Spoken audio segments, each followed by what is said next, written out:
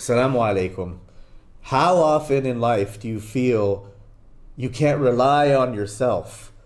You're spread thin, all your material wealth, bank account, gas tank is empty, and you can't get out of a situation that's perplexing. The only way to get out is to surrender and give it to Allah subhanahu wa ta'ala. This is called reliance, tawakkul in Islam. What will stop you from having reliance upon Allah is your nafs and the delusion of the ego that thinks that it can control outcomes by strategizing and planning ahead. It thinks that it can be strategic enough to guarantee its own security, as if the world and its outcomes revolves around your planning. However, we know that Allah subhanahu wa ta'ala is the only controller and disposer of all affairs. So your tawakkul needs to be based on the solid foundation of certainty that He is mudabbir. He is the one in charge of the heavens and the earth and arranging them in a way that is better than you could ever do it yourself. So firstly, remember that you cannot control the world, but there is a being who is wise and all-loving and all-powerful that you can hand over the reins of your life to, inshaAllah.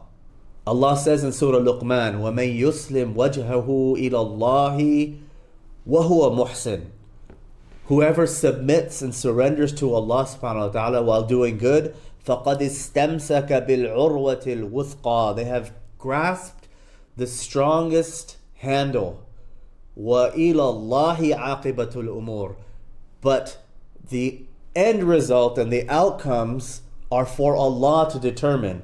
This tells us about a boundary between the abd and our Lord subhanahu wa ta'ala. Our job is to do our actions and not concern ourselves and step the boundary and worry and try to control the outcome. That's for Allah subhanahu wa ta'ala. However, if we think that we're able to control the outcomes, we cross the boundary and we invite anxiety into our own lives for trying to do what Allah is supposed to do for us.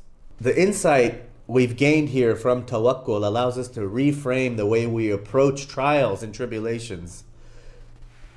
Whenever we feel the dunya is trying to crush us, remember that we don't have to do this by ourselves. Allah subhanahu wa ta'ala is in our corner.